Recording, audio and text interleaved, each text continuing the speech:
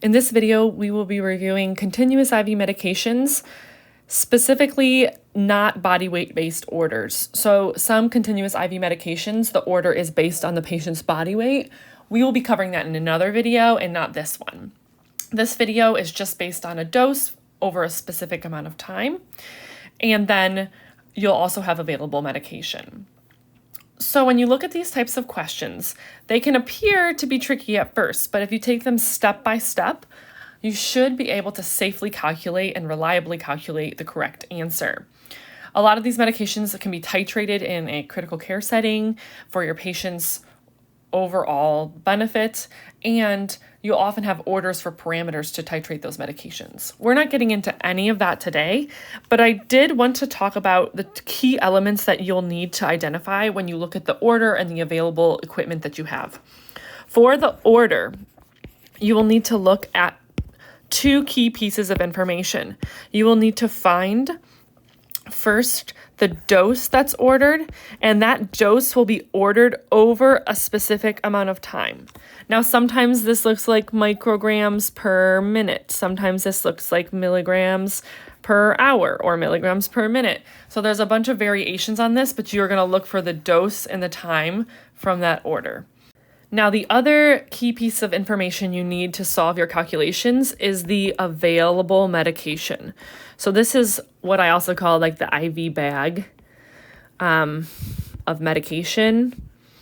And so that looks like a concentration. It will include a dose and it will include a volume.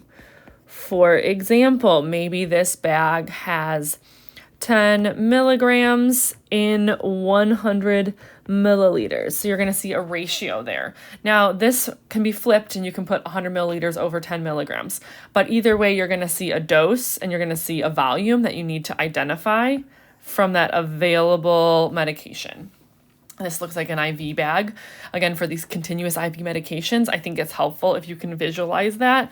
So if you visualize your IV bag, maybe it's 100 milliliters, maybe it's bigger, and that's going to have a certain dose in it. So it'll have, micrograms, milligrams, units, different amounts of doses. And so you can know the ratio of how much liquid has how much of the dose in it. All right, that key information is really important to identify in our examples. We're going to use dimensional analysis to solve these, and so we'll always start with the order, and then we'll move forward from there.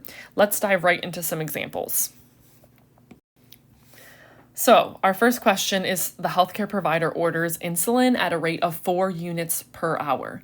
The available concentration is 100 units in 100 milliliters. Calculate the rate in milliliters per hour that this nurse should set on the infusion pump. Now, insulin orders are often based on the patient's blood sugar and condition. So we're not talking about titrating right now. We're just talking about this order that's given. But just be aware of that as you understand the overall concept. Now, let's pick out our key pieces of information. First thing first, we need our order. And our order should have a dose and it should have a time. You can see that here. We have ordered 4 units per hour. Then we also need our available concentration of the medication. We see that listed here, the 100 units in 100 milliliters. It's kind of nice when it's equal. So basically 1 unit is in 1 milliliter. And you can simplify those concentrations. It'll work the same, but you can also leave it at the 100 units in 100 milliliters. Now for our answer, we're trying to figure out the milliliters per hour for the IV pump. So that's what we're aiming towards.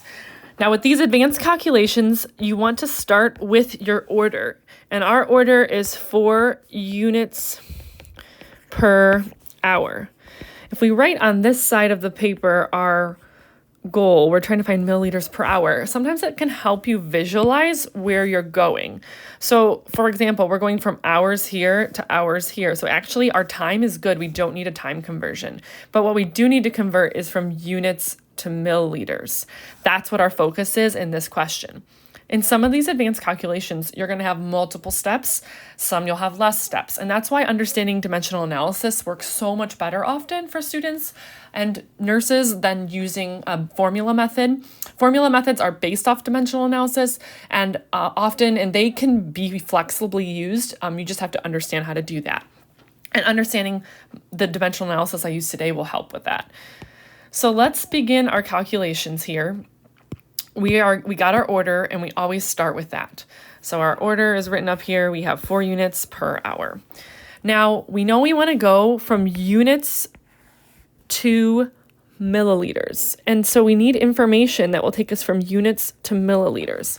Is there a ratio or concentration that will take us from units to milliliters? And yes, there is. Here we have our available medication. So I often like to think of this second part here as the available part. So that's kind of the available medication IV bag that we're using as a conversion factor. And we know in this case that 100 milliliters of that IV bag has 100 units of insulin in it. Let's check our unit cancellation to make sure that it works. We see units here, cancels with units down here, and we're left with milliliters per hour, which is exactly what we want for our final answer. So from here, we don't have any more steps. We can just do our math, and we'll see that we end up with 4 milliliters per hour for our final answer. So that's how these advanced calculations begin, these continuous IV calculations. For this patient, if they continue to have 4 units ordered per hour, you're going to keep running that pump at 4 milliliters per hour. Let's move on to some other variations. So we have a healthcare provider who orders vasopressin at a rate of 0.04 units per minute.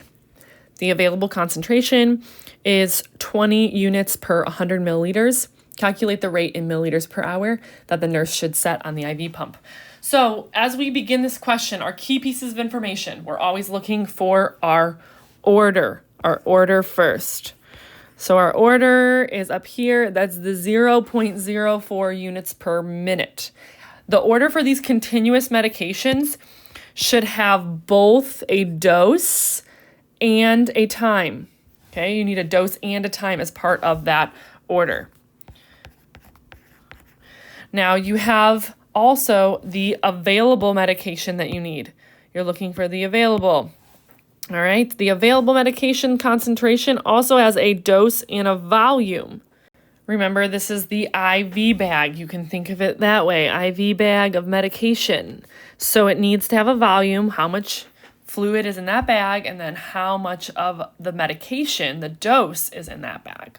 So you'll see those 2 key pieces of information.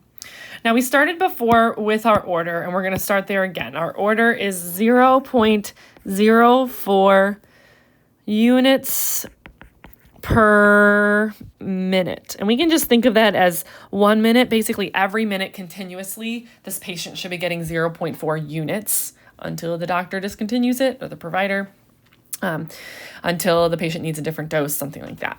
So as far as where we're going, we're trying to find the milliliters per hour. And I showed you this in the last example. You can see here how we're trying to convert from minutes to hours now. And then we also need to go from units to milliliters. So there's going to be 2 steps in our dimensional analysis, not just one like last time where we only had to go from the dose to the milliliters. Now we have to go from dose to milliliters, and we have to go from minutes to hours. So let's begin our calculations. First thing first, I always like to consider, do I need a time conversion? And in this case, I know I do. I just showed you how I need to go from minutes to hours. And so I know that I need to go from minutes to hours. I put minutes on the top here because it's on the bottom here. I know that 60 minutes equals 1 hour. These conversion factors are always equal to each other. You don't have to make up how many minutes are in an hour. We know that 60 minutes is always in 1 hour. And that's how we can convert our time. So we always start with our order, and then we decided, oh, do we need a time conversion? Yes, we do. So we've now gone from minutes to hours. And I'll just show you that by highlighting how those units cancel. Now, our question on the top here, the numerator, is still in units, and the question's asking us to go to milliliters. So we need a way to go from units to milliliters, and that's where our available medication or our IV bag, our IV bag concentration, you can call it kind of any version of those things that's helpful to you. But we know that this one has 100 milliliters and 20 units in that 100 milliliters. So we use that as our next conversion factor. Again, you can see how the units on the top here, it has to be on the bottom here so that it cancels out. Another thing to think about is you always want milliliters in the numerator because you're going to do milliliters per hour. So it's helpful to always remember milliliters is on the top, the time is always on the bottom.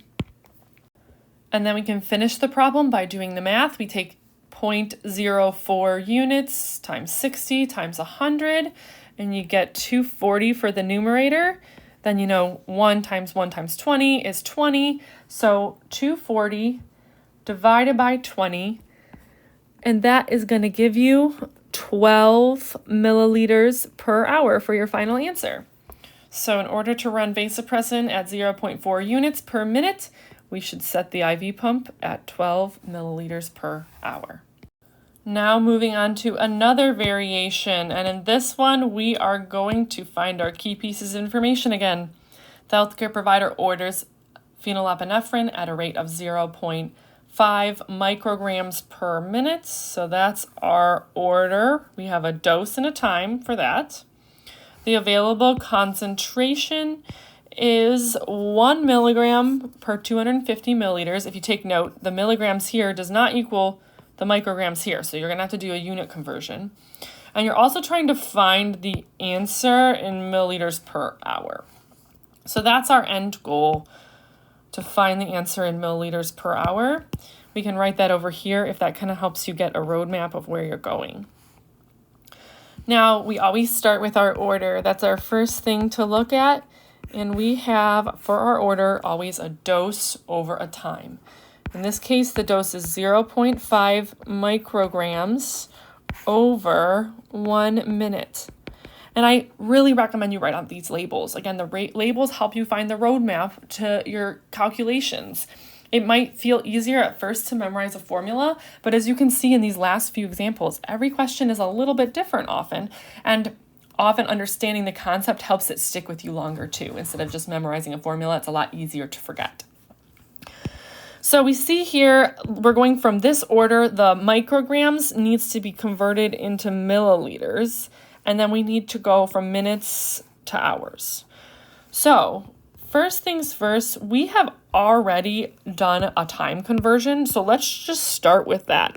We need to go from minutes to hours. So we know minutes goes on the top here and hours goes on the bottom because minutes is in the bottom down here. It's on the top up here. We know 60 minutes equals 1 hour. So that's always our conversion factor for time if we're going from minutes to hours.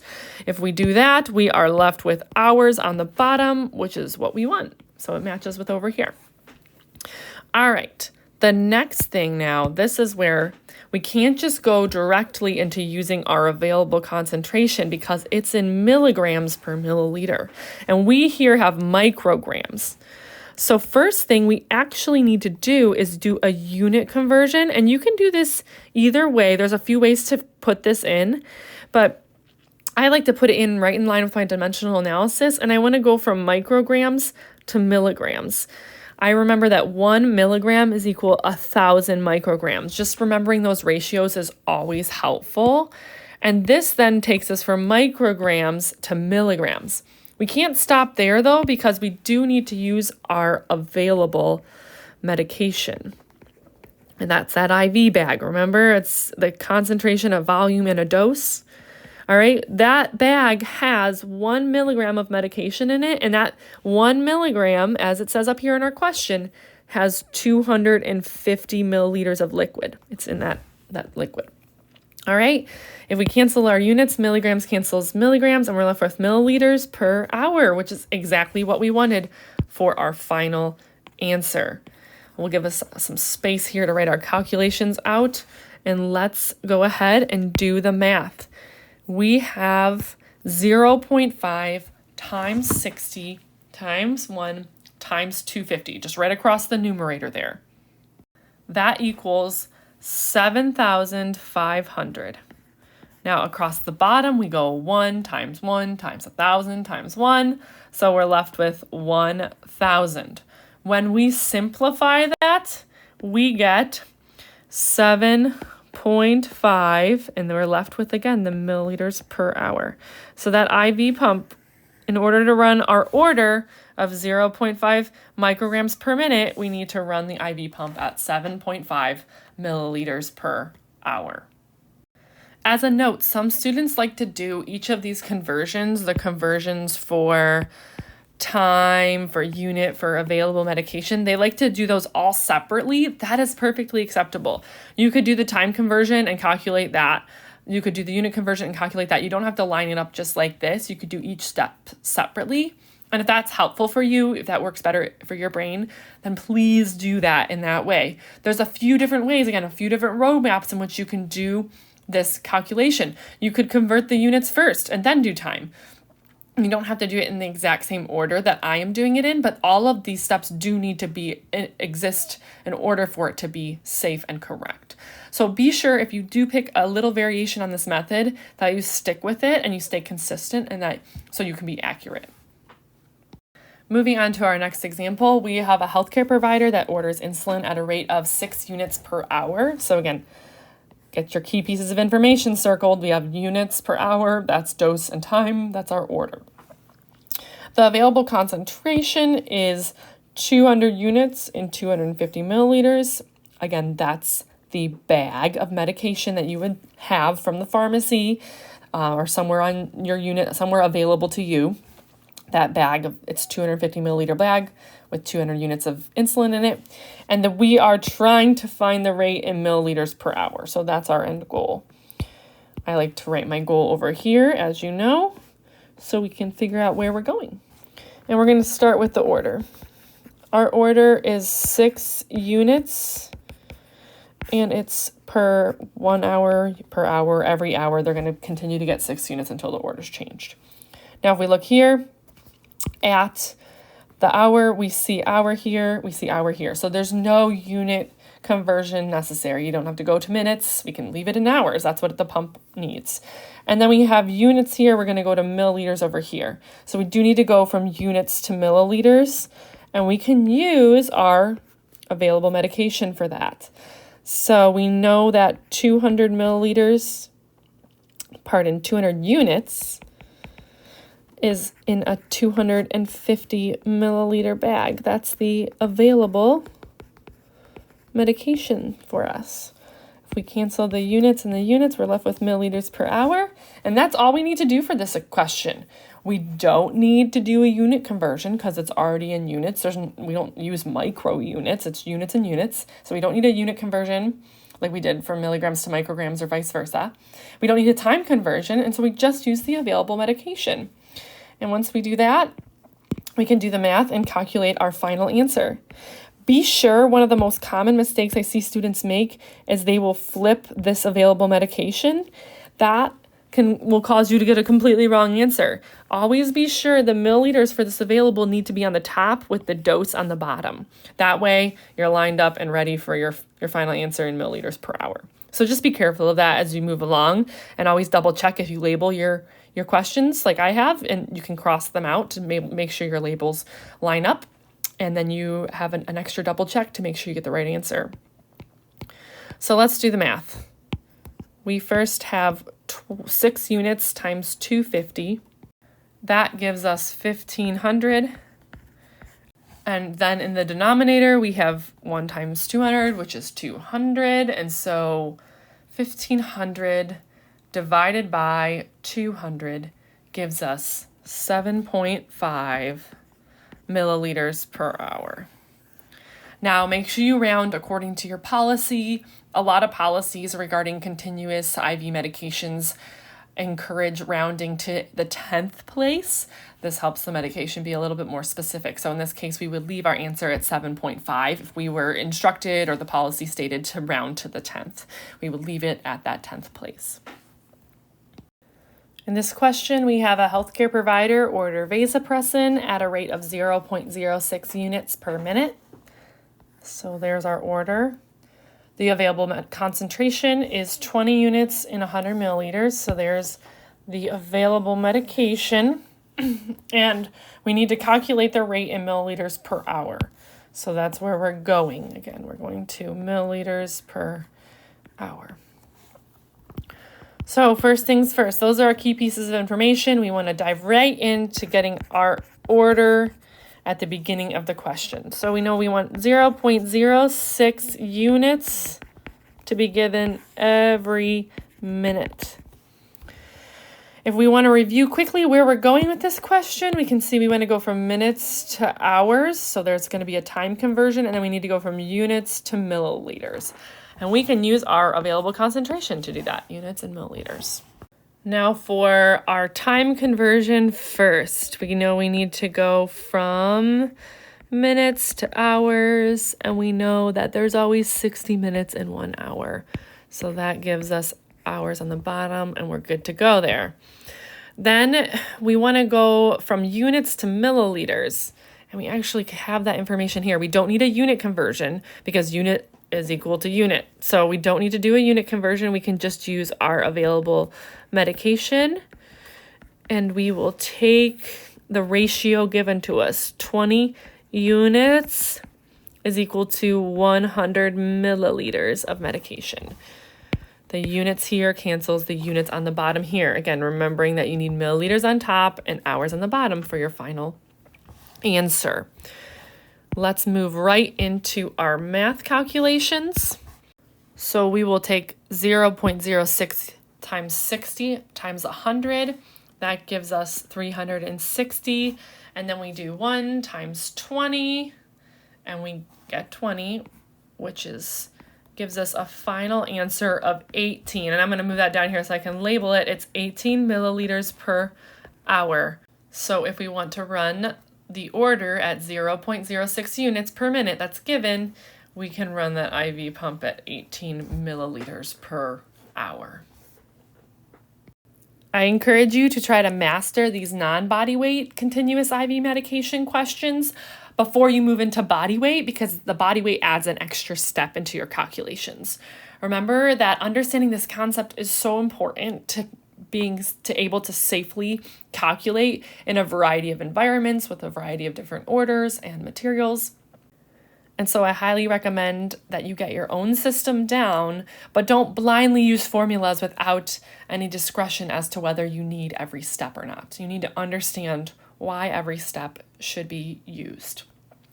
And practice that until you can reliably and safely complete the calculations.